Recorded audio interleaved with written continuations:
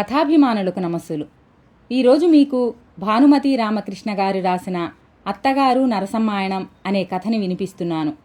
ఈ కథ ఆంధ్రప్రదేశ్ సాహిత్య అకాడమీ పురస్కారాన్ని పొందిన అత్తగారి కథలు సంపుటిలోనిది. సహజ చిత్రణతో సరదాగా సాగిన ప్రస్తుత కథలోనికి వెళ్దామా?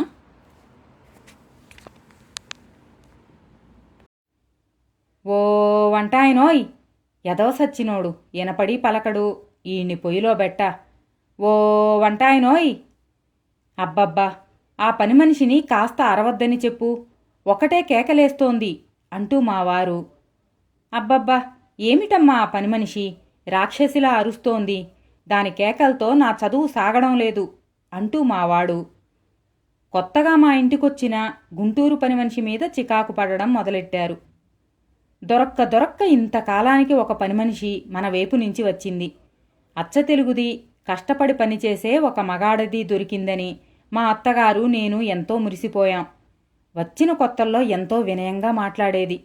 ఎంతో సంతోషించాం. జీవితాంతం మీ పాదాల కాడ పడుంటాను, నాకు ఎవరూ లేరన్నది. ఆనందించాం. తన మొగుడు తనని వదిలేసి ఎవత్తునో పెళ్ళాడాడన్నది. అయ్యో పాపం అనుకున్నాం. అన్ని పనులు చేస్తానంది. ఒడ్డు పొడవు గల ఆడది, ఇంటి పనులన్నీ బాగా చేస్తుంది. ఇంటి పట్టున పడుంటుంది. సాయంకాలం 6 గంటలు కాగానే టైం ప్రకారం వెళ్ళిపోదు. కాస్త నా వీపుకి అమృతాంజనం అన్నా పట్టిస్తుంది. ఏ వేళప్పుడైనా ఇంట్లో పని మనిషి ఉంటే ఆ దారి వేరు అంటూ మా అత్తగారు ఆనందపడిపోయారు. వచ్చిన మర్నాడు తెల్లవారేసరికల్లా ఇంటి పనంతా చేసేసింది. మా అత్తగారి మడిపాత్రలన్నీ తళతళమనేటట్లు తోమి తులసికోట దగ్గర బోర్లించి పెట్టింది. ఆమె వంట చేసుకునే మడిబొగ్గుల కుంపటి తుప్పు వదిలించి కొత్త కుంపటిలా తోమిపెట్టింది. ఇంటి ముందు తులసికోట చుట్టూ రకరకాల ముగ్గులు వేసింది. మజ్జిగ చిలికి వెన్న తీసి పెట్టింది. ఇల్లంతా చిమ్మి తుడిచి అద్దంలా చేసి పెట్టింది. శుక్రవారం అన్ని గడపలకు పసుపు కుంకుమలు పెట్టింది. వేణీళ్లు కాచి మా అత్తగారి స్నానానికి రెడీ చేసింది. మా అత్తగారు నిద్రలేస్తూనే పని మనిషి చేసిందంతా చూసి, ఆహా ఆహా, ఎంతకాలానికి మన వైపు పని మనిషి దొరికి ఇల్లు పాత్రలు ఎంత శుభ్రంగా కళకళలాడుతూ చూడగలిగాను అంటూ బ్రహ్మానందపడిపోయి, ఓసే నరసు అంటూ ఆ పని మనిషిని పిలిచారు. దాని పూర్తి పేరు నరసింహమ్మ. ఏంది పెద్దమ్మగారు అంటూ అతి వినయంగా మా అత్తగారి ముందు నిలబడ్డది. ముఖం నిండా పసుపు పూసుకుని, కండ్ల నిండా కాటుక పెట్టుకుని, తల నున్నగా దువ్వి పూలు పెట్టుకుని, రూపాయంతా బొట్టు పెట్టుకుని గ్రామదేవతలా కనిపిస్తున్న నరసమ్మను చూసి మా అత్తగారు తృప్తిగా చిరునవ్వు నవ్వి, చద్దన్నం తిన్నావా అని అడిగారు ఆప్యాయంగా. ఆ, తిన్నానండమ్మగారు అన్నది కాస్త సిగ్గుపడుతూ నరసమ్మ. అలాగే పెందలాడే చద్దన్నం తినేస్తూ ఉండు, అప్పుడే నీవు ఇంత చాకిరీ చెయ్యగలుగుతావు అంటూ స్నానానికి వెళ్ళిపోయారు.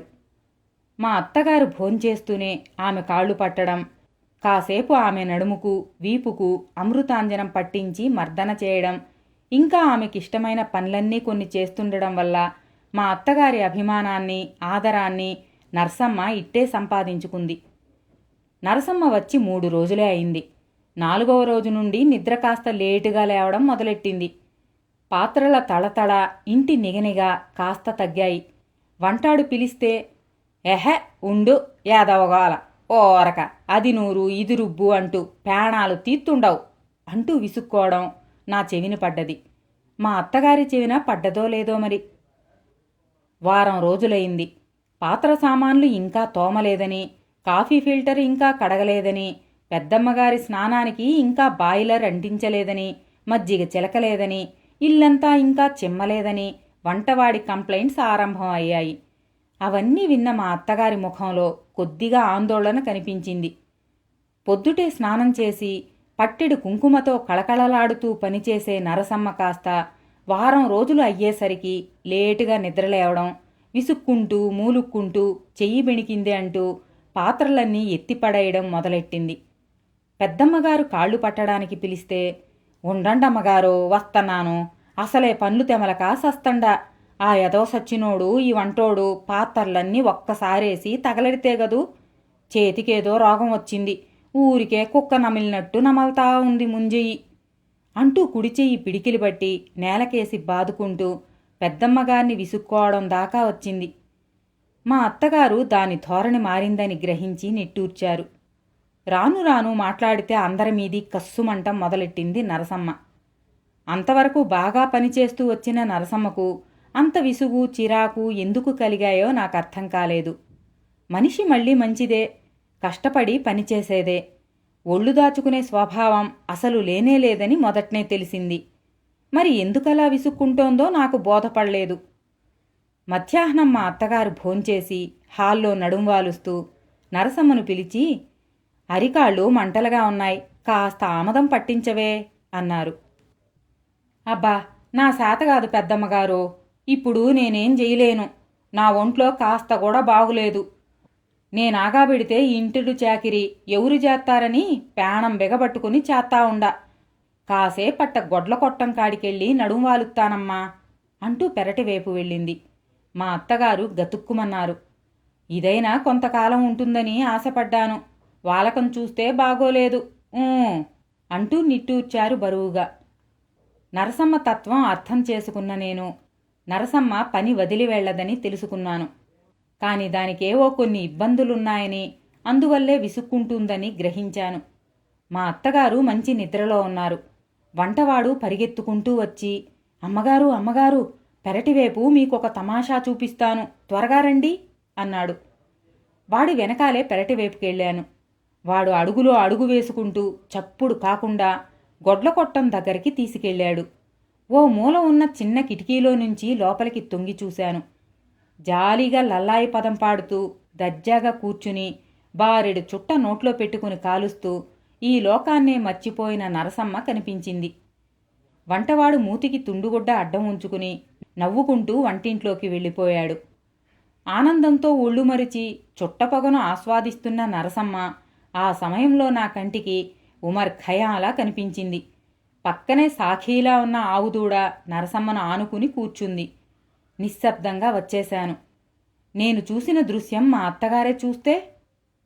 లోపలికొస్తూనే వంటవాడు చెప్పాడు, నరసమ్మకా విసుగంతా చుట్ట కాల్చడానికి తీరిక లేకనే అని, చివరకు తోటవాడిని బ్రతిమాలి 4 గణాలు అడిగి తీసుకుని వెళ్ళి చుట్టపొగాకు తెచ్చుకుందని, అగ్గిపెట్టె వంటింట్లోంచి పట్టుకెళ్తుంటే వెనకాలే వెళ్ళి చూశానని చెప్పాడు. ఈ సంగతి పెద్దమ్మగారికి తెలియకూడదని వంటవాడికి గట్టిగా చెప్పాను. కాసేపటికి నరసమ్మ అతి హుషారుగా నవ్వుకుంటూ హాల్లోకొచ్చి చేతిలో ఉన్న ఆముదం సీసా ఓ పక్కన పెట్టి మా అత్తగారి కాళ్ల దగ్గర కూర్చుంది. గాఢ నిద్రలో ఉన్న మా అత్తగారి 2 కాళ్ళు బర్రున తన ముందుకు లాక్కుంది. ఓయమ్మ, ఎవరో అంటూ మా అత్తగారు ఉలిక్కిపడి లేచారు. నరసమ్మ పక్కపక్క నవ్వేసి, నేనమ్మా, కాళ్ళిట్టియ్యండి, ఆమదం రుద్దతా అన్నది. ఇప్పుడొద్దే అని మా అత్తగారు అంటున్నా వినకుండా, మీకు తెలవదమ్మగారు, మీరూరుకోండి, కాళ్ళిట్టియ్యండి అంటూ బలవంతంగా ఆమె 2 కాళ్ళు లాక్కుని ఆముదం రుద్దడం మొదలెట్టింది. ఇంకా గట్టిగా వద్దంటే తంతుందేమో అని మా అత్తగారు భయపడ్డట్టు గ్రహించాను. నరసమ్మలో కలిగిన ఆ మార్పు ఏమిటో అర్థం కాక మా అత్తగారు అయోమయంగా నా వైపు చూశారు. ఆముదం రుద్దుతున్నంతసేపు నరసమ్మ ఏవో కబుర్లు చెప్పి వంటవాడిని వెక్కిరిస్తూ నవ్వుతూనే ఉంది. అది నవ్వే కొద్దీ మా అత్తగారి ముఖం ఓ పెద్ద క్వశ్చన్ మార్కులా తయారైంది. నాకు బోలెడు అంట్లున్నాయమ్మోయ్, ఈ ఎదవ సచ్చినోడు బండెడేస్తాడు. బొచ్చులు అంట్లు తోమి ఇల్లు జిమ్మి సాయంత్రంగా మీ ఈపుకి అమృతాంజనం రుద్ది ఏణీళ్లు కాపటం ఏత్తా, మీరు మడిగట్టుకున్నా సరే తాకుతా అంటూ పకపకా నవ్వుకుంటూ అంట్లు తోమడానికి వెళ్ళింది నరసమ్మ. మా అత్తగారు హుషారుగా వెళుతున్న నరసమ్మ వేపే చూస్తూ, ఏమిటే ఇది, ఒట్టి ఖయ్యాడి మనిషిలా ఉందే అన్నారు. నవ్వి ఊరుకున్నా. సాయంకాలం మా అత్తగారు చూడకుండా నరసమ్మను రహస్యంగా పిలిచి దాని చేతిలో 5 రూపాయలు పెట్టాను. తెల్లబోయి నాకెందుకీ రూపాయలన్నట్టు నా వైపు చూసింది. నీ సొంత ఖర్చుకు ఉంచుకో, నీ దగ్గర డబ్బు ఏమీ లేదు కూడాగా, వాళ్ళని వీళ్ళని చిల్లర డబ్బులడక్క, అందుకే ఇస్తున్నా అన్నాను. నరసమ్మకేదో అనుమానం కలిగి, నాకేం ఖర్చుందమ్మగారు అంది నేలచూపులు చూస్తూ. నాకంతా తెలుసులే నరసమ్మ అన్నాను నవ్వుతూ. ఇక నా వైపు చూడ్డానికి ముఖం చల్లని నరసమ్మ చటుక్కున నా 2 పాదాలు పట్టుకుని, అమ్మగారు అమ్మగారు, నన్ను క్షమించండి, ఎదవలవాటు, పొగాకు కంపెనీలో పనిచేసేదాన్ని. ఆడోళ్ళంతా కాలుస్తా ఉంటే అలవాటయింది. కోపగించుకుని పంపించేయి కండమ్మగారు. దిక్కులేని దాన్ని మీ నీడనే పడుందామనుకున్నా. అలవాటైన మూలాన పిచ్చెత్తినట్టుంటది. వంటోడికి పెద్దమ్మగారికి భయపడి ఈ వారం రోజులు పళ్ళు గరుసుకుని పనిచేశా. ఈ విషయంలో మీరు కోప్పడకపోతే ఇక ఎంత పనన్నా చేత్తా. లేకపోతే ఏంటో నోరు తొత్తరబుట్టి పిచ్చెత్తినట్టుంటదమ్మా. కాసేపు సుట్టగాలిస్తే ఇక ఆగమేఘాల మీద పనిచేత్తా అని నరసమ్మ చెబుతుంటే నాకు నవ్వొచ్చింది. అలాగే కాని పెద్దమ్మగారికి తెలియకుండా మటుకు చూడు అన్నాను. అమ్మో అమ్మో, ఎంత మాట, అట్టంతా తెలియనిత్తానా అమ్మా? ఆయమ్మ ఎంత మడో నాకు తెలవదు అంటూ చెంపలేసుకుంది. వెనక నుంచి నరసమ్మ యాక్షన్ చూస్తున్న వంటవాడు ముసిముసి నవ్వులు నవ్వుకుంటూ తలుపు చాటున దాక్కున్నాడు. ఆ రోజు నుంచి నరసమ్మ మళ్లీ మామూలుగా ఎగిరెగిరి పనిచేయడం చూసి మా అత్తగారి ముఖంలో కళ కనిపించింది. కానీ దాని అరుపులు కేకలు ఎక్కువైనాయి అనేదే అందరి కంప్లైంటు. ఎప్పుడైనా దానికి చుట్టకాల్చే వ్యవధి దొరకనప్పుడే ఆ కేకలు అరుపులు వినవస్తుంటాయని నాకు వంటవాడికి మాత్రమే తెలుసు. ఆ తర్వాత పకపకా నవ్వుతూ పనిచేస్తుంటుంది. ఆ విషయం ఇంకా మా అత్తగారికి తెలియని రహస్యంగానే ఉండిపోయింది. కథని విన్నారుగా. సజీవత, వాస్తవిక దృష్టితో కూడిన రచయిత్రి శైలికి ఈ కథ ఒక ఉదాహరణ మాత్రమే. కథాహేమాన్ని ఆదరిస్తున్న అందరికీ ధన్యవాదాలు. మరో మంచి కథతో మనం మళ్ళీ కలుసుకుందాం. అంతవరకు సెలవు.